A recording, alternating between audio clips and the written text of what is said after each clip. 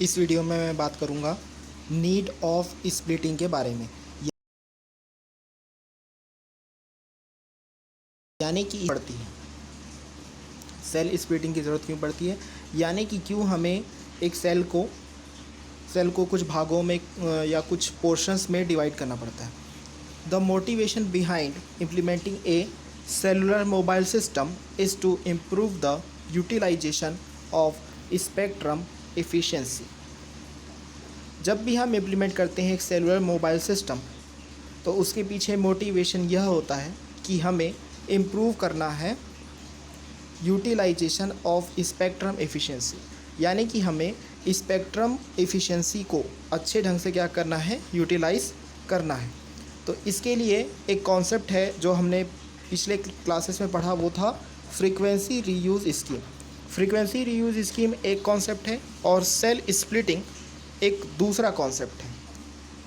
जब भी traffic density बढ़ने लगती है और फ्रीक्वेंसी चैनल FI हर सेल CI में प्रोवाइड नहीं करा पाता है इनफ मोबाइल कॉल्स, तब ओरिजिनल सेल को स्प्लिट किया जा सकता है और छोटे छोटे सेल्स में। यानी कि हम इसको ऐसे समझें, जैसे जैसे सेलुलर सिस्टम पे ट्रैफिक डेंसिटी बढ़ने लगती है, यानी कि एक छोटे से सेल के अंदर नंबर ऑफ़ यूज़र्स बढ़ने लगते हैं, तब ऐसे फ्रीक्वेंसी चैनल FI जो कि होता है हर सेल CI में, तब वह प्रोवाइड नहीं करा पाता है इनफ मोबाइल कॉल्स। तो इसलिए हमें ओरिजिनल सेल को स्प्लिट करना पड़ता है, ब्रेक करना पड़ता है और छोटे छोटे सेल्स में। यूजुअली जो नया रेडियस होता है वो 1/2 होता है ओरिजिनल रेडियस के। सपोज़ जो ओरिजिनल रेडियस है वो x है, तो जो न्यू रेडियस होगा वो होगा 1/2, यानी कि ओल्ड रेडियस डिवाइड बाई 2। दो तरीके हैं स्प्लिट करने के।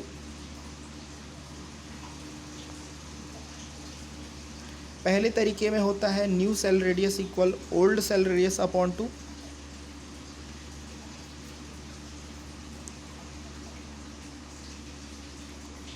तो यदि new cell radius equal old cell radius upon 2 हो जा रहा है, तो इसलिए new cell area equal old cell area upon 2 हो जाएगा।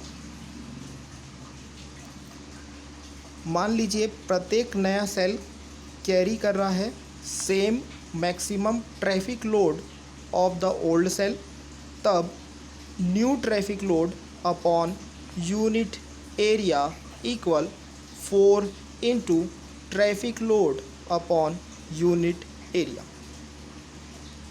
मान लीजिए जो नया सेल है वो सेम ट्रैफिक कैरी कर रहा है ओल्ड सेल से, तो उस केस में क्या होगा, जो न्यू ट्रैफिक लोड या यूनिट एरिया होगा वो ट्रैफिक लोड या यूनिट एरिया के 4 गुना हो जाएगा।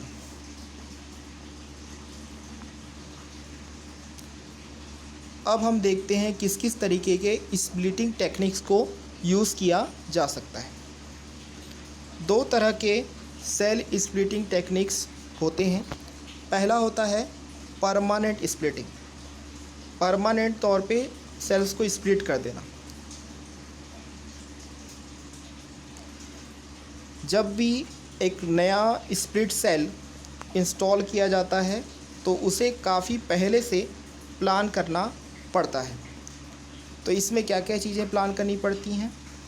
इसमें प्लान करना पड़ता है नंबर ऑफ़ चैनल्स कितने होंगे, ट्रांसमिटेड पावर कितना होगा, क्या फ्रीक्वेंसी असाइन की जाएगी न्यू स्प्लिट सेल को, साथ ही साथ सेल साइट सिलेक्शन क्या होगा, ट्रैफिक लोड कितना दिया जाएगा। इन सारी चीज़ों को कंसीडर करना पड़ता है एक नए स्प्लिट सेल के इंस्टॉल करते समय।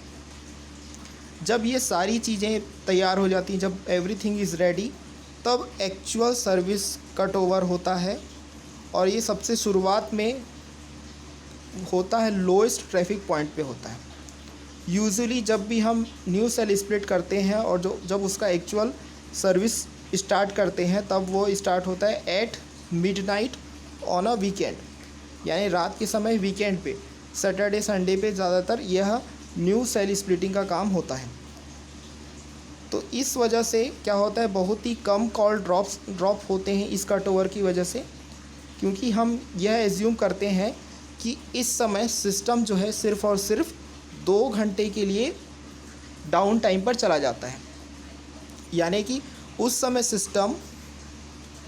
सिस्टम मैक्सिमम कॉल्स को अटेंड नहीं कर पाता, यानी कि मैक्सिमम कॉल्स को अच्छे ढंग से सर्विस प्रोवाइड नहीं करा पाता, क्योंकि उतने समय वो 2 घंटे के लिए क्या रहेगा, डाउन टाइम पर रहेगा। इसके बाद है डायनेमिक स्प्लिटिंग। यह स्कीम बेस्ड होता है जिसमें हम यूज़ करते हैं एलोकेटेड स्पेक्ट्रम एफिशिएंसी को रियल टाइम में। डायनेमिक स्प्लिटिंग जब भी किसी सेल साइट्स में होती है तो ये बहुत ही टेडियस जॉब है, क्योंकि हम अफोर्ड नहीं कर सकते कि कोई भी एक सिंगल सेल अनयूज्ड रहे सेल स्प्लिटिंग के दौरान हैवी ट्रैफिक आवर्स में। जो डायनेमिक स्प्लिटिंग है यह बेस्ड होता है एलोकेटेड स्पेक्ट्रम एफिशिएंसी पे, रियल टाइम पे। यह एल्गोरिथम बहुत ही टेडियस जॉब है, क्योंकि एक भी single cell heavy traffic hours में अनयूज्ड नहीं होना चाहिए जब भी सेल स्प्लिटिंग हो रहा है। देखिए, ये है ओरिजिनल सेल। इसे इस तरीके से क्या किया जा रहा है, 4 पार्ट्स में ब्रेक किया जा रहा है।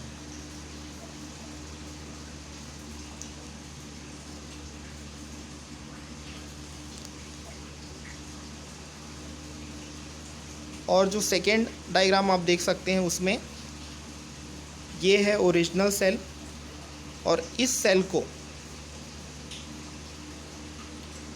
को काफ़ी सारे पार्ट्स में डिवाइड किया जा रहा है, जैसे कि 1 2 3 4 5 6 7 इतने, और इसके अलावा और भी बहुत सारे इंटरनल पार्ट्स में इसको और डिवाइड किया जा रहा है।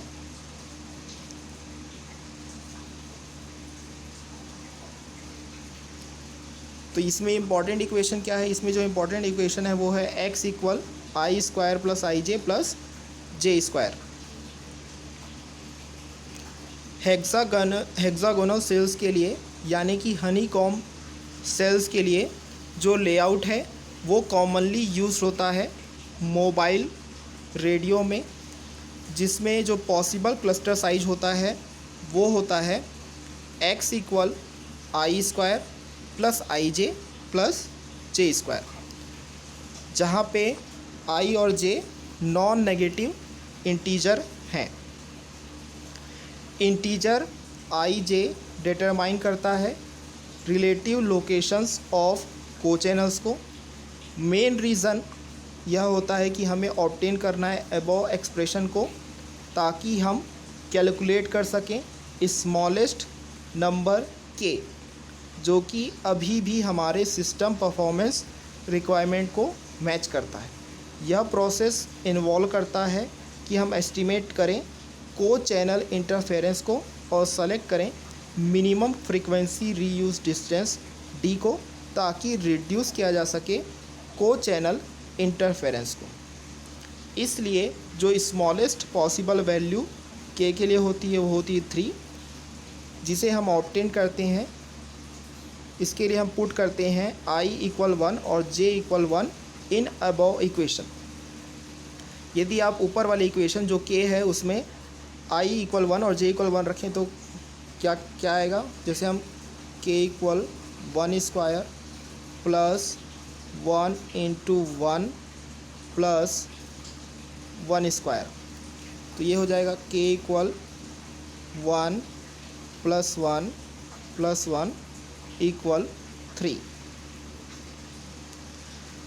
नियरेस्ट को channel neighbours of a particular cell को हम ऑब्टेन कर सकते हैं, जिसके लिए हम मूविंग आई सेल्स करते हैं along any chain of hexagons, turn करते हैं 60 डिग्रीज काउंटर क्लॉकवाइज और मूव करते हैं जे सेल्स को।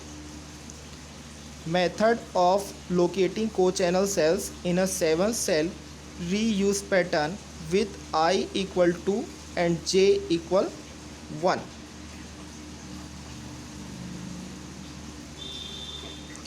The equation for frequency reuse pattern K equal I square plus IJ plus J square को इस तरीके से भी यूज़ किया जा सकता है फॉलोइंग मेज़र करने के लिए।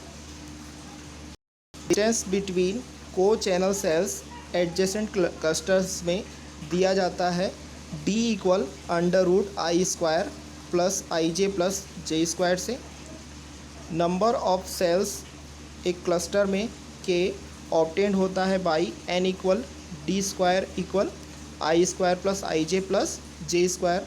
Frequency reuse factor Q obtain किया जा सकता है by Q equal D divide by R। D और R को आपस में डिवाइड करने से हमें मिल जाएगा Q, जो कि होगा इक्वल √3n, यानी कि equal √3 into I square plus IJ plus J square.